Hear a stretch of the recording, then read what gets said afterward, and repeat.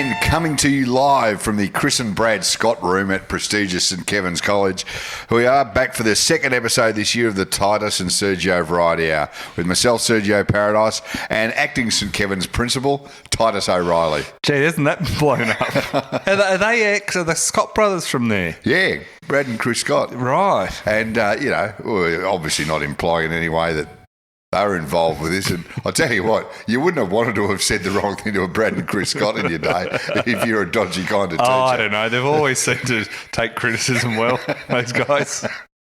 But it's every year there's a big, in Melbourne especially, there's a big private school story. Yeah, I saw somebody put on Twitter just yesterday, I think, that there's 11 or 12 other APS principals not sleeping last night, you know. Oh, was last year at Trinity? It was Trinity College last year about the haircut. Yeah, and so Kevin's looked at that and went, "Oh, we can really escalate the haircut." Well, see, that was just when the kids went out on strike because the vice principal had been sacked for giving the kid the haircut, which is considerably lower on the totem pole of poor behaviour than what obviously went through at St Kevin's. Oh, it's terrible stuff. It is horrible stuff, and how badly they've played it. Says that they'd have a career working at AFL House. Crisis management probably 101 was never on the syllabus down there at Toorak. I know. And we missed last week because you and I, we'd like to pretend we can handle things, but mentally we were not coping with the Mia Favola.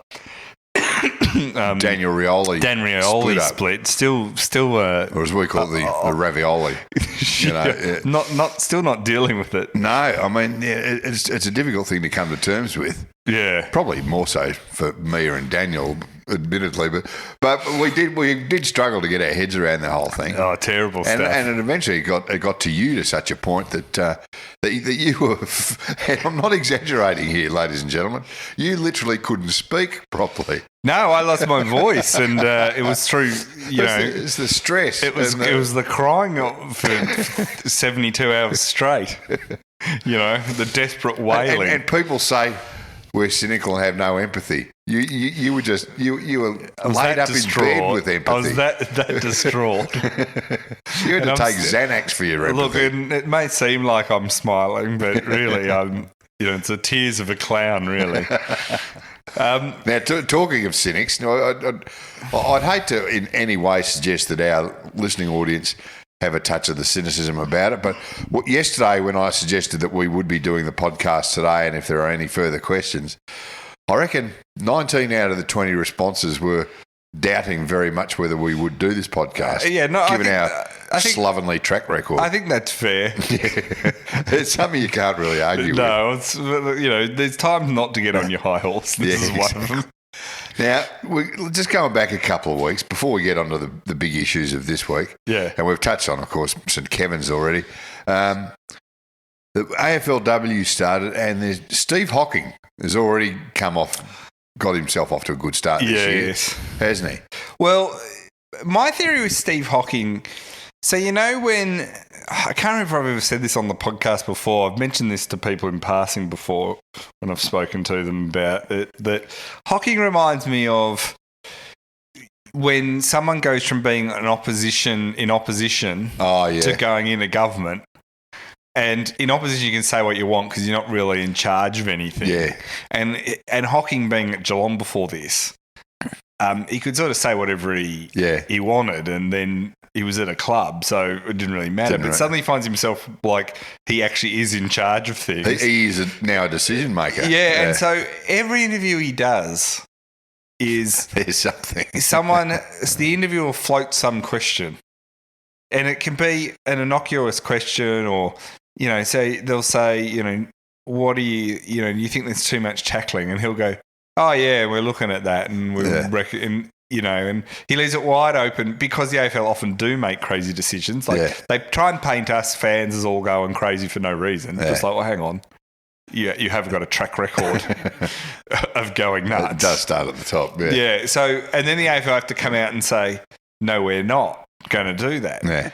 And in this case, he basically And it was fairly innocuous. It wasn't like he necessarily ticked off on it, and it was written up like he had, but he didn't quite do this. He was asked whether the AFL would consider, since there's AFLW, whether there would ever be a shift to call the men's competition AFLM. Yeah. And there was then this thing of, he said, well, what we say would be all ears. He said we'd be all ears. You know, the implication being that, well, you know, it's not something that we would dismiss out of hand unless we looked at it, we'd be prepared to discuss it and look into it. And then the AFL said, we're not looking at it. We're not all ears. We're not all ears. We're not even, we've got our hands over our ears. We've got enough on at the moment. You know? But my problem with this topic, more than anything else, I guess, is of should we have AFLM and AFLW? And some people get crazy angry about this. And I find it hard to really... I guess if yes, like, part of me is like, well, I think AFL... We all know what we're talking about, right? Yeah. Like, so we know AFL is the men's in a way. It's not the name of the sport. The sport is Aussie rules. A few people said, "Oh, well, it's not fair because AFL is the sport." It's like, well, no, it's not. No, the it's AFL not. is It's a competition. the organisation. Yeah. Yeah, and they sort of say, well, having the women's differentiated and the men get to just be AFL sort of signifies that the men's is a superior competition, and it's like, well, but we all know the men's was around longer. You can't sort of rewrite history at the same time. So I don't know if that's... always will be, but... Well, I don't know. But I don't think there's no need to differentiate as to whether one is better historical thing, than the other. But the thing about me is what I guess that bothers me about it is, like, I get the argument of why you might want to have both recognised and on equal footing and all that. But to me, we're so far away from that in that my real problem isn't whether they call it... I couldn't care what they call the men's or the women's, right? It just has no impact on me. Like, it's like the fight. You know that people get really upset over the fight over whether it's a potato cake or a potato scallop. Yeah. And, so in New South Wales and a lot of them, it's a scallop, and in Victoria it's a cake, and some other I will fight anyone, though, over that. I know you will, but like, to me it's like, well, can't we just all agree we love salty fried potato, deep fried potato in batter? It could be called anything and I would eat it. As long as it's got the word potato in there. Yeah, I'm just thrilled we live in a world that they exist. So I'm a bit like that with AFL. I don't really care that much. The thing to me, though, is it's a bit of a lip service argument, because at the moment the AFL, I believe, are so far off properly promoting and resourcing AFLW that, whether it's AFLM or not is just it's just window dressing. It would be like the AFL. I know they're saying they're not going to do it, but it would be totally like the AFL to pretend that they're going to change the name like some huge significant, move, while still they promote it less than they did AFLX. Yeah, and AFLX, of course, unfortunately, that's been taken, that little acronym. They could have used that. And they just announced a big, massive profit. I mean, they make a good profit every year, the AFL. Well, even that was interesting because it was about 2 million less than the year before, right? Yeah. And they said, that's because... That wasn't payouts to Simon Lethlean and Richard Simkus, was it? Well, they said, that was because we're supporting women's football more. I thought, typical, like, even when you don't... Typical of the AFL, when something doesn't go as well as you'd hope, you blame the women. Like, that's an age-old AFL footballer's tradition. It's women's fault. And that's just a great... male thing. That's what Blake says. It's always the chick's fault. Yeah, I would have had more money, but it's the chick's fault. It's like, really? I can't help themselves. It's a bit like I'm in the sports rorts affair. Yeah. How when everyone, pretty much regardless of their political persuasion that I've spoken to, just knows a rort when they see one. Oh, exactly. And Labor have done it before, and the Libs are doing it now, and so everyone can get on their high horse, but no one's got the high moral ground really on this. This was so brazen. But what I love about that's the thing I sort of almost admire about it. It was so brazen, and politicians these days of both stripes seem to have so little regard for what's the right thing to do. Now, years ago, you stepped out of line. You go, well, I know I didn't murder anyone, but I'm going to have to go. That's just the way it is. Well, do you think it's also the way they brazenly just they know we know Yeah. that they did it. Yeah. Like there's no one can seriously believe that it wasn't right. But what I love is how they've zeroed in. This is the blaming the women again. It's like, well, this was to build toilets for girls to be able to get changed in, or I don't want my daughters changing in the car anymore. And all this, and it's like, well, most of the grants didn't go to anything to do with that stuff, right? Yeah. But it's like it's such this childish thing of going, oh, what are you against? Are you against women having proper places to change? Exactly. Are you? It's like Let's turn this it round, straw man. Are you? Like, that in some way of us going, oh, I think you've done a fair bit of pork barrel in this. Oh, so you hate women getting changed? Yeah. And the AFL saying you just don't want women exercising in that's any right. way. Yeah, do right. You want to hate keep them women in the kitchen. That's what and that's a bit like the AFL's like, well, you haven't made as bigger profits last year. Oh, yeah, it was because we were women's footy, so you can't criticise us for it unless you hate women. And I reckon the AFL have been sitting in there down at Docklands throughout this whole sports rorts thing. Yeah. Why weren't we invited? Who didn't put in a grant? How did a sports rort happen without us being at the centre? Exactly. We could have had new change rooms everywhere, or a better junket for the international game. So that's been fun, and I do enjoy the way that carries on. So to me, the AFL, I don't know. Do you care about AFLM or AFLW that much? No, I really don't care, because I know even if they changed it to AFLM, which I know they see it saying they're not, it will make no difference to how I regard the game or how I describe what I'm doing on the show. And I've never in my life said, hey, on this Saturday I'm going to watch the AFL. You're going to the footy. That's not going to change. Yeah, that's so right. I really don't care. And maybe this is where they could have got a grant from Sports Rort for all the money it would cost to change the logo over on all the jumpers and everything else. It's like when companies change their logos, people go, how can it cost you millions? Yeah. Well, you got to paint every new bank or your letterhead on all your paper or your business cards. Yeah. So maybe it's that, but no. Nancy, you know what I'm going to enjoy though? What's that?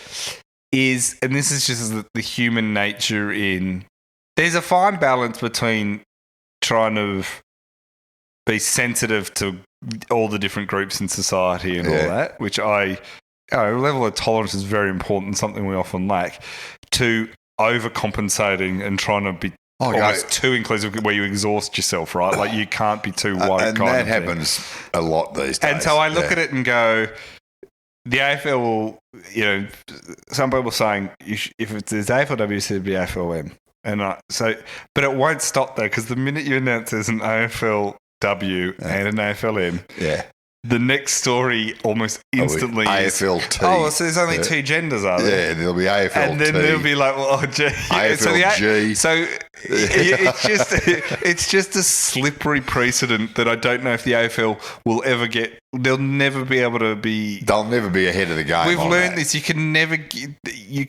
get it right. Like it's just such a. And I'm not saying that like to poo-poo it. There's sensitivities around that are important, but it's also the AFL aren't exactly a nimble organisation around things. But imagine how many logo designs. The thing too is they'll just look at sponsorships. The AFL go, hey, we could open up. Imagine the groups we could start to target if we had all these different leagues. Oh, we have. Well, they've already sort of got the rainbow round, but you go down that sticky path. I mean, what Netball Australia, should there be an NMA for mixed netball? Well, it is annoying that netball's never really committed to the men's game. So, there's a lot of problems there. I mean, let's face it, there are a lot of men generally, hacks who can't play basketball or any other decent sport. You think netball should be where they go? Who do play, mixed netball and what have you. Having said that, top shelf netball is a great game. Is a great game. I enjoy watching it. Well, any of the top sports, I reckon. I mean, I can watch any sport pretty much. You going to the Women's World Cup cricket? So, yeah, I'm going to go to a few games, but I also tried to buy the finals tickets. Yeah. And I've had a 4-day, not consecutively, trying to buy tickets through Ticketek. This is the final where they want to fill the MCG. Yeah. I've had I don't know if it's just full disclosure. It might be a problem with my account or something, but I bought tickets for the NBL finals the other night. Yeah. I bought tickets for other things, no problems. But I keep going in, and the wait's up. You got to use your Ticketek login. Yeah. So I do that. It says this is already taken. I go, yeah, I know. That's why I'm logging in. And then it's like, no. Then create a women's World Cup login. So I do that, and then it says, well, that's taken. So I don't know. Anyway, it's not. I didn't say this was an interesting podcast story. But I brought it up. I'm having great trouble trying to get tickets to it because I thought I'll go along. That'll be good. Yeah. Don't worry about the story. We'll get our production people to cut that bit out. But anyway, are you going to go to any of it? No, probably not. I wouldn't mind going to the final though. But the final. Not if it's going to be that hard to get a ticket. It might just be me. I'm going to and I rang Ticketek. Can MCC members just swan on in? No, you've got to get a separate. No, it's like if it was all the other World Cups, they take over basically. I think you can if you've bought a ticket, you can apply to long room or various things. But anyway, it will be pretty exciting to see 80,000, 90,000 people at a women's cricket game. Especially if the Aussies are in it. Yeah. Surely they'll make it through. You never know. That's true. T20. Yeah, that's true. Now, we do have a question before we get off this subject from John Fields, who said, much like the falling tree, if we put all the AFLW haters in the woods, would we hear them? Bringing up the fact that going back a couple of weeks after the first round of the AFLW, the haters, as John describes them, didn't they come out of the woodwork real quick? Oh, it still baffles me why. Of course, it's all blokes. Blokes want to make the point that it's not as good as the men's. My under 15 team's better than this. Yeah, mate. I regard it as like. I mean, I quite enjoyed watching it, just if for no other reason there was competitive footy back on the tally. Well, I mean, the last 2 weekends have been saved by women's sport, absolutely. You've had the the Matildas have played. You've had Australian women's cricket. You've had the AFLW. Otherwise I've had nothing to watch. Like, I've been watching heaps of it because, I just like footy, so exactly. That's what I'm saying. I've enjoyed watching it, seeing competitive footy. Yeah, and if you don't like it, I'm very much. I treat it like. I can understand why people don't like it. First sight. I hate that. Yeah. Therefore, I don't watch it. Yeah, that's right. That's right. And also, I don't then feel the need to go and rant about it. No. Like if someone directly says to you, "Do you like AFLW?" and someone said, "Not really," I'd go, "Fine." Fair enough. You're not running around. It's not for everybody. Town or whatever, And it's the same a bit. I can get the argument slightly that people who love watching Premier League but find the A-League not great because they find the drop in standard not their thing, right? But so much of the criticism of AFLW is not coming from that place. No, it's like. So watching the VFL footy go, it's not as good as the AFL. Yeah, it's the same game at a different level. Yeah. Whereas the women's game, it is. But also the women's game to me is trying to do something that is, I think if you love football and AFL, we're competing against basketball and soccer and all these other sports globally that we don't, having women interested in playing football strengthens the sport. So if you love the game of Australian rules, that's partly why you love it. But my favourite thing is more just how to engage. You can't, it's this thing in life. It's not just with people who argue these things. How often in life, can you have an argument with someone and by presenting clear, concise arguments, they turn around the end and go, I think you're right. Yeah, you've got me on that one. Completely 180'd me on that. I was, and you know what? I think I'm better for it. Having had that discussion. Every dinner. Whenever I'm at a dinner party and people get in an argument, which is why I don't go to. Because I feel like a dinner party is like going and watching Q&A. It's just frustrating. Yeah. No one changes their mind on anything. They just all get angry about things, right? And let's be honest, the other reason you don't go to dinner parties is you are rarely invited to them. Well, this is also true. It's a combination of both a supply and demand issue.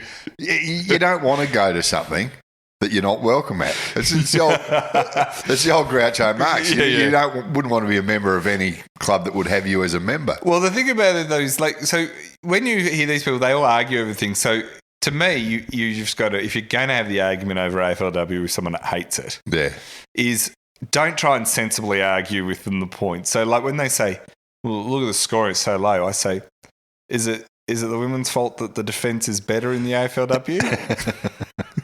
It's not their fault that the men can't defend, And then they go, I don't think the skill is as good. And I always say, no, I think it's better. And you can just see steam coming out of their ears. And once again, I say, this is why you don't get invited to dinner parties. But why would you point? It's like pointing out the most obvious thing. The skill's not as good. Really? I actually went to a dinner party a couple of years ago. Where people are chatting around the table, there's just that little hum, but you can't hear anything.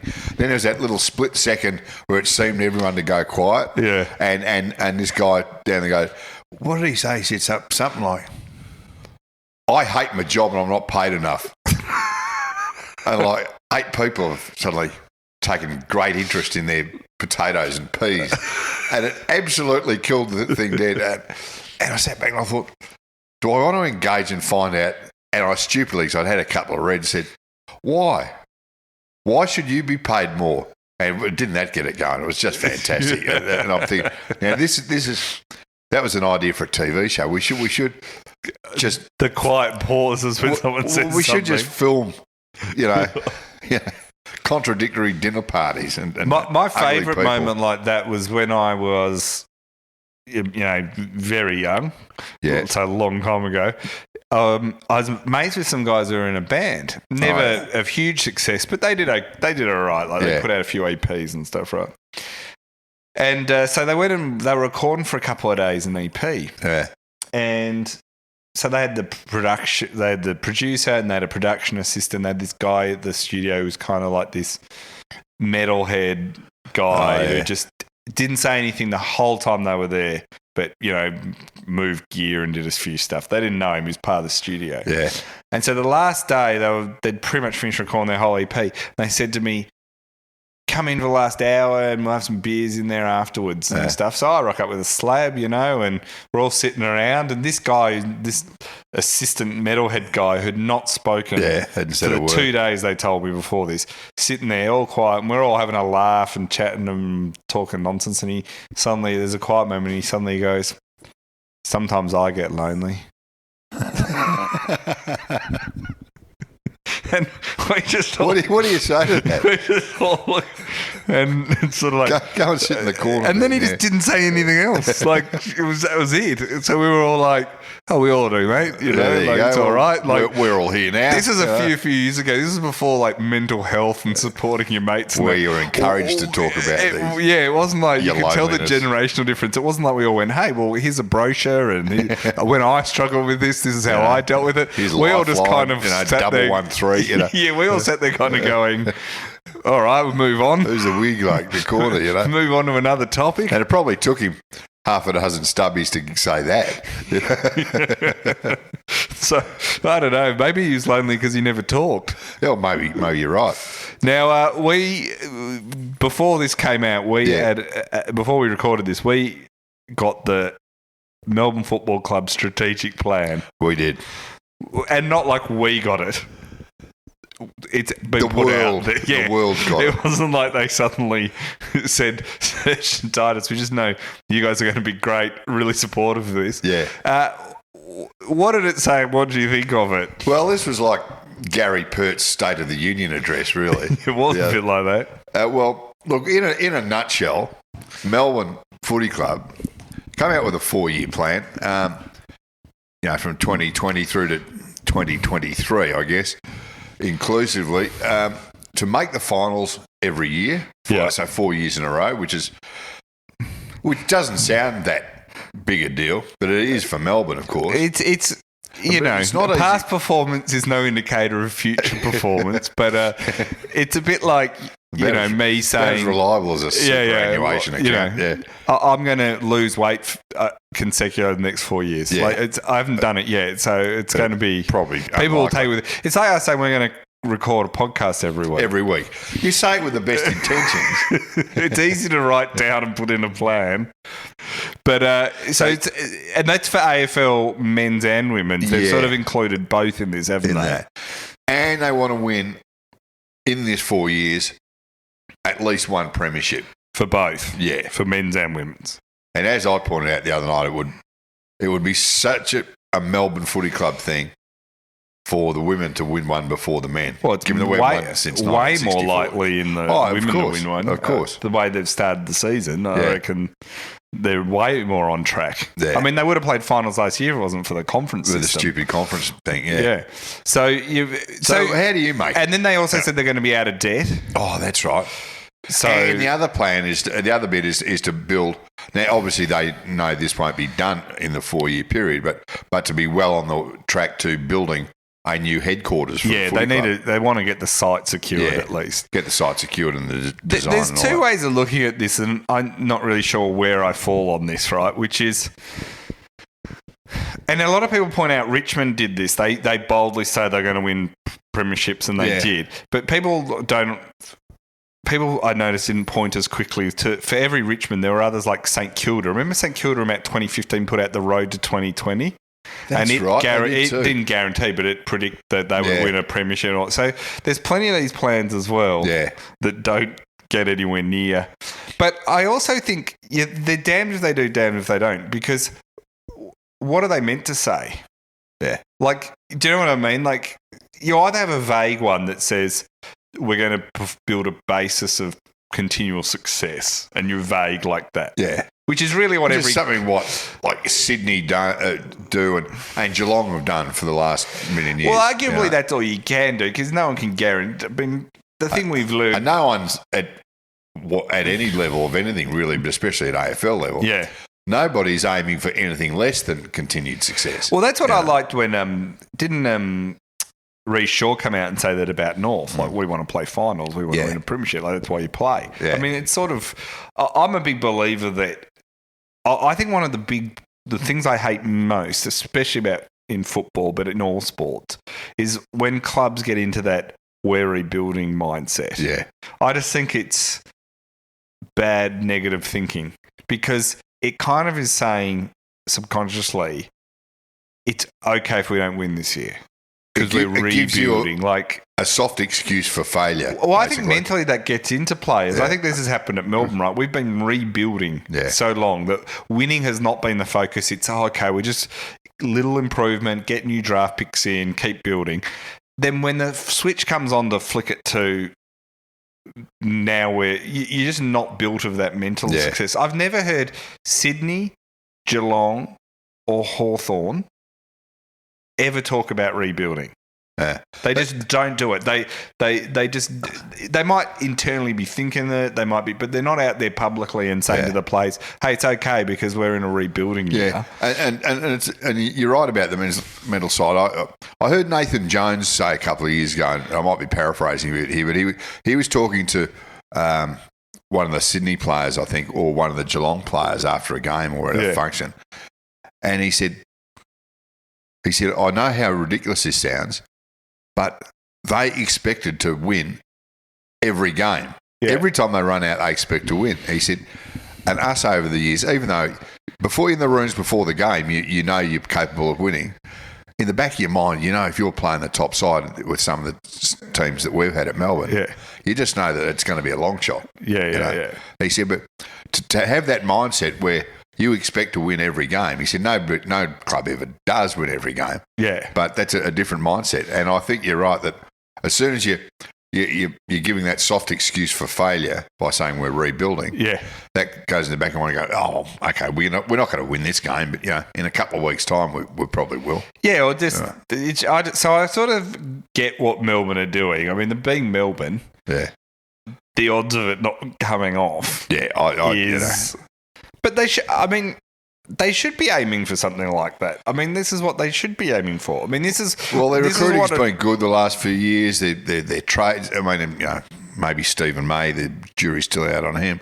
But it seems like their trades have been pretty good. I think they have every right to expect to play finals the next 4 years. And well, it's also demanding. I've always found it weird within Melbourne fans that you get. Like anyone who knows me, I'm pretty scathing of the players and Melbourne over the years, right? And you get this pushback where they go, oh, you're not a real fan. Real fan would just support. Yeah. And you got to, And I get that to a point.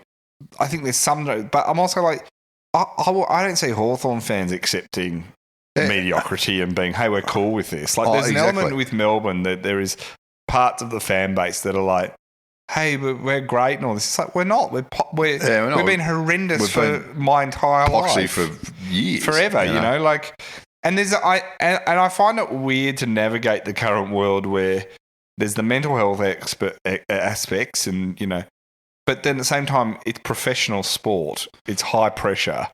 It's high pressure. It's high. They get all the money and all the interest because we're all interested in it and care. Like there's sort of, it's not schoolyard stuff where you go, oh, all right, for mental health reasons, it's fine if you lose. Yeah. Like that's not the nature of the industry. Like it's simply not. Like and I think that, there's this thing of, dovetails into what we were going to talk about with this pre-season doco that they're doing. Oh, yeah. Melbourne. And I've had a few people ask, what do you reckon of it? I'm like, it's well done what they've shot and all that sort of stuff and all that, but I don't think it has any bearing on whether we do well or not. No, like, it doesn't bother. Doesn't. Some people think you should win things. It doesn't bother me, like whatever.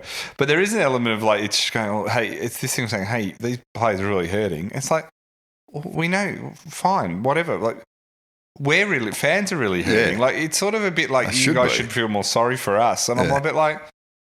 Okay, but you guys have we're doing all we can do. We're pouring in all the money and time. We buy memberships and jumpers. Yeah, the fact is, go every week. And I know they did not come back last year fit. No. They just didn't. They weren't fit last year. There's a heap of them not fit. Yeah, and when you look at I've had how many... a couple of people at the club, including players, confirm that to me. So that's not like... Yeah. So don't give me this, oh, we're doing it really tough. Okay? And I get it. We've all in our lives half-assed something. Yeah. But you don't turn around then and go, oh, yeah, it's been tough as a result of me, you know. It's like, well, yeah, because you half-assed it. Like, so this doco going, well, this is how hard they're all working. I'm like, well, good. So they should, This is what you should be doing. That's their job. This is your entire job. Yeah. Like, I don't know, am I being harsh? No, not at all. I agree with you. I mean, I think that the doco's been But well you know done, what I mean? There's this thing now where everyone's like, people don't get how hard being an AFL player is. I'm like, I've worked tons of jobs in my life. Yeah. Jobs are hard. Yeah, Who hasn't been under enormous stress at work? Have you carted hay, dug ditches? That's hard work, let me tell you. Yeah, there's not many jobs I can think. Have you worked in hospitality? Have you worked at Coles? Yeah. Have you, there are a few jobs that are easy. Yeah. Especially when you're getting paid and getting worshipped as well. Like, you know what I mean? Like, and getting paid handsomely and being able to buy your own house with I'm not cash saying I by don't the feel time for you're it, 25. mental illness and depression and all these things.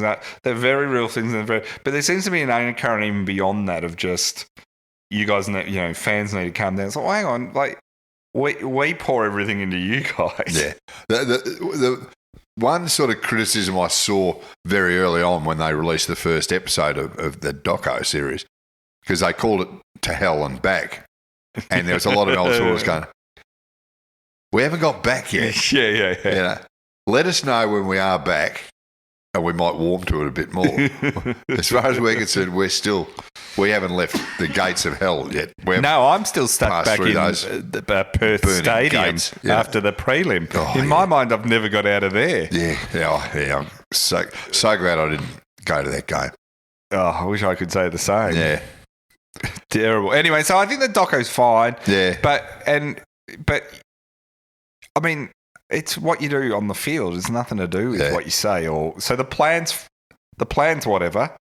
Of course, you're going to say that. What are you going to say? I mean, I get they're stuck. Like, it's better to be bold and say, we're here to try and win. We expect to win premierships and finals. Like we should be expecting that. Exactly. Now, are you going to the State of Origin? I don't know. You? You sound a bit lukewarm. I thought you'd be all over it. Well, one, I don't get how there's Victoria and then the All Stars. The rest of the country is just the All Stars. I know they've.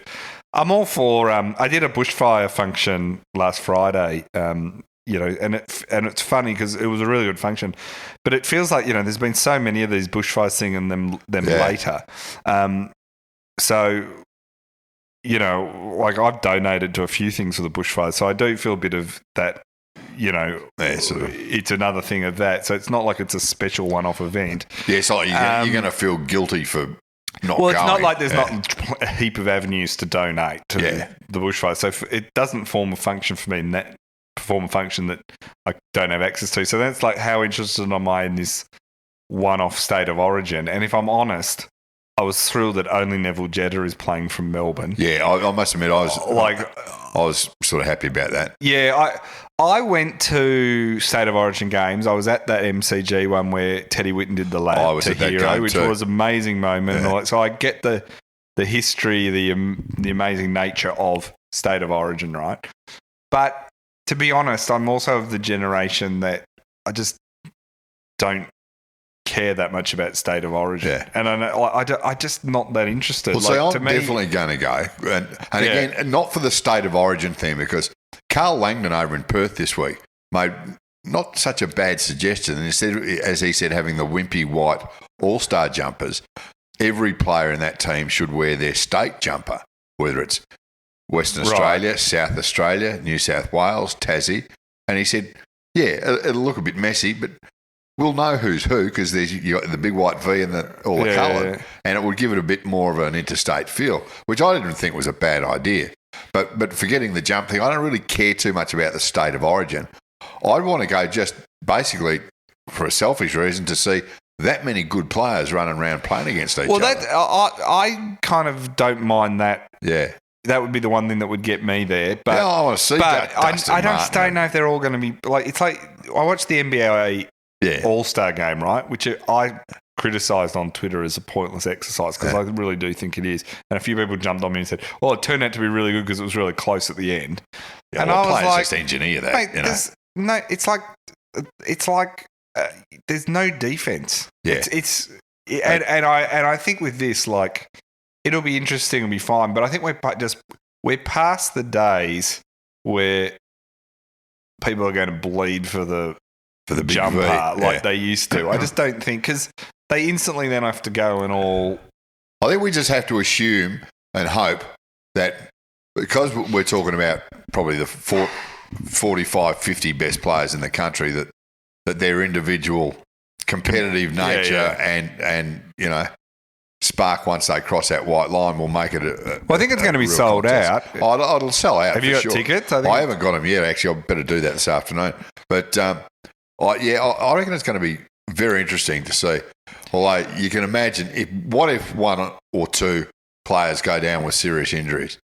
That'll be it for the next 25 years. Yeah, that's right. No one really wants but I don't think it will ever get back. Yeah. And I just think it's because there used to be, it used to serve a real purpose where there was anger over a few different things. One, it was a way for the different states to play each other and stuff because there wasn't a national comp. But also, there was this payback thing because Victoria stole so many players from WA. For many years they'd have these state games, but it wasn't State of Origin. Yeah. And therefore, the Victorian team was full of still the best Western Australians. But even when it was State of Origin, it was just they would be able to poach during the year. Yeah. They would poach all the best players from South Australia to Victoria. So there was this angst that, we're going to show you Vic's kind of thing or whatever, kick a Vic and all that. I think you're right. I think that's I just don't think that's ever going to... The basis of what was the anger over it all is just... Yeah, and then also it's also been replaced with less state-based thing where, you go to Adelaide and Port, you say who the Crows supporters hate. They hate Port Adelaide, and vice versa. Like they're less interested in sort of like oh, we hate the Victorians. They're more like we hate Port Adelaide, or same with Perth. Freo hate West Coast more than they hate Collingwood. And West Coast don't care about Freo. Yeah. So anyway, I think it will be skillfully an interesting game, and look, it would be great to see a proper football match. Yeah, it will. If they were really going for it. I'm looking forward to seeing how the two midfields. You know, you got Martin and Dangerfield, and these guys against Fife, and what have you. Think, will the ball ever get out of the centre? Yeah. But then you go, well, but no one's going to probably be tagging or manning up. Yeah. So is it going to be like this free-flowing, you know? Yeah, I worry that... Or is it going to be like an E.J. Whitten game? Yeah, where it's life and death. Totally concocted. If one team gets a bit ahead, the other one, you know. Or will it be that brutal of that game? It was the centenary game in Adelaide where I think Chris McDermott went after Dermot Brereton. I remember seeing Dermot in the bar that night, and he lifted up his shirt and he had stop marks all over his whole body. Oh. He had fingernail scratches on both sides of his face. He had a bit of blood coming out of one eye. Yeah. I said, how are you feeling? He said, that was the best game I've ever played in. He said it was fantastic. Well, he loved that. He loved that sort of thing. Well, now he's getting his spine operated on. Yeah, I ran into Dermot at junior footy couple of months or late last year, and he's hobbling along. He's not good. No, he's not in good nick physically. He's had something like 38 operations since he stopped playing. Yeah, but he most of those are cosmetic. but he was the perfect embodiment of giving up your blood for the big V jumper. He was often almost like running through the huddle and things like that. He often was like, there's tough and like intimidating your opponent, and then there was often with Dermy, it was just stupidly brave. It wasn't necessary on any level. A lot of his it was the ratbag Frankston boy coming out of him, you know.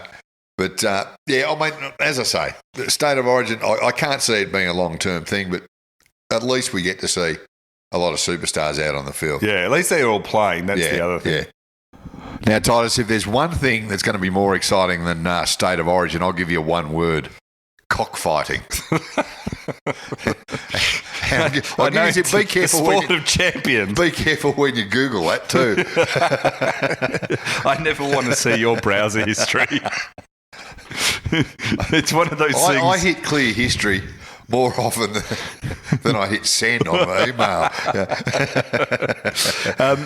Well, cockfighting was once very popular. I know, and you tend to think of it... But is it still around? You tend to think of it being in sort of your Latin American countries and stuff like that, and sort of dodgy sort of spots like that. But just this week, there was a property was raided just outside Melbourne. Right. And more than 200 birds were seized by authorities that they reckon had been bred and trained for cockfighting. In Victoria. Proving once again that Melbourne is the sporting capital of the world. Even with cruel blood sports. Yeah. Get this, a lot of cockfighting implements were also found. Now, but the thing that I like is the property owner, he was the subject of a 10-year order prohibiting him from being in charge of poultry.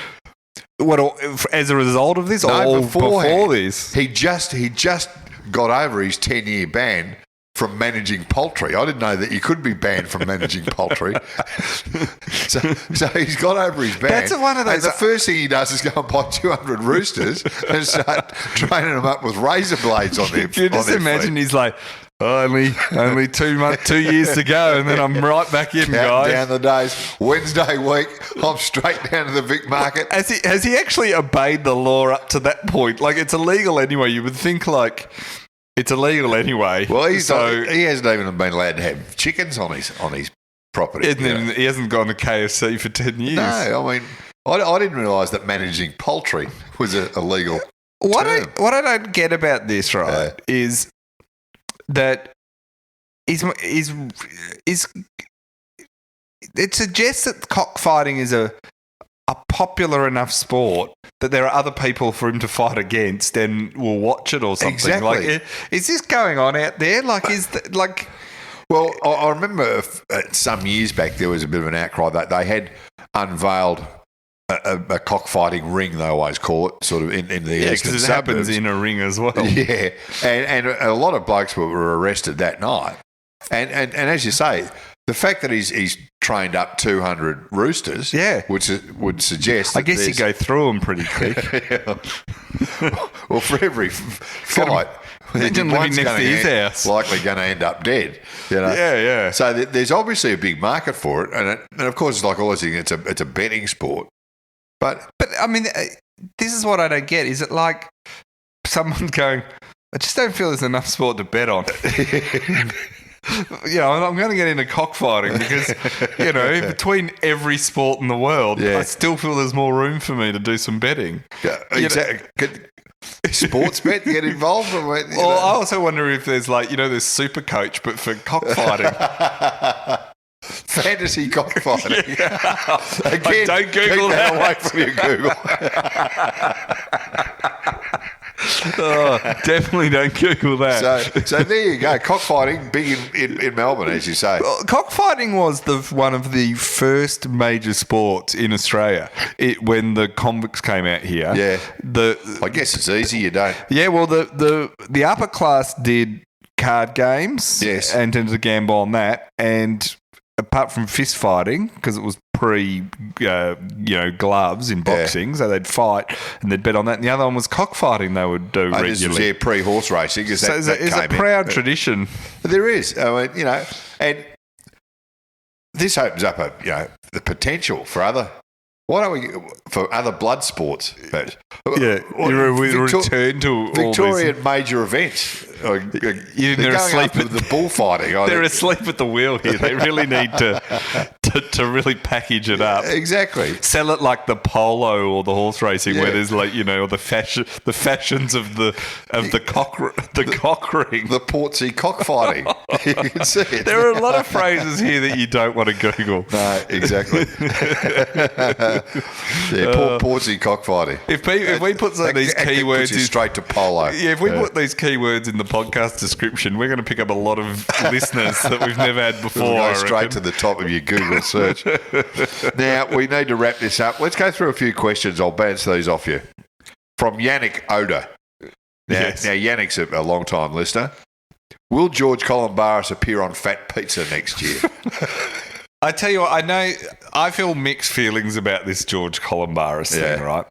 Because on one side, I feel horrendous for the 400 odd people that have both been out of money and now lost jobs. So there's a serious element. But boy, have I enjoyed watching George go down. Yeah. I must admit, I'm a bit in two minds also in that, it's fun to kick George while he's down, as it is with anyone. It was always fun to kick George. Even when he was up, I enjoyed kicking George. Like, George has, I could say nothing likeable about George the entire time I've watched his entire career. But the unfortunate thing for George, and as I've never met the bloke, is because he's the individual at the head of his company. Yeah. He's the one who's copped all the kicking from the likes of you and I and plenty of others, whereas the CEO of Woolworths hasn't. The CEO of Coles hasn't. Oh, they're all crooks. What I love about this is straying very much off sport, but what I love about these wage scandals, and they're all going, all these companies are saying, the award structures are so complex in this country that it is almost impossible to pay people correctly. And that is what's happened here. And that's what they're arguing, right? I'm like, you seem to get across the even more complicated tax laws to avoid paying tax with no trouble whatsoever. Yeah. I don't see any of you going, we accidentally paid $200 million more tax than we should have. Exactly. And we've just discovered this and now we're not our money back. Yeah. They have no problems with that. No problem with it. And also from an individual point of view, the award system is not that complicated that they individually get underpaid, these executives. That's right. So it's the biggest load of their nonsense. $7 million a year salaries are never underpaid. Yeah. It's not they never get that wrong. So to me, it's like, and then the minute someone does an audit, they go, oh, we've discovered it all. It's like, You could have been. You And didn't the other thing is invest the in self-righteousness of them putting their hand out. But we self-reported. But they didn't actually self-report. No, most of them don't. But that was the funny thing about the George thing is that he got warned several times and didn't self-report. So the whole thing is like, that's why I stick to podcasting where there is no money. You cannot be underpaid. Well, we have been chronically underpaid for years. And it's not because the award system is that complicated either. Colin Mack asks you, Titus, if the Port Adelaide St Kilda game goes ahead in China, yes, will they play against each other on Christmas Island the following week on their way home? That would make a lot of sense. It would.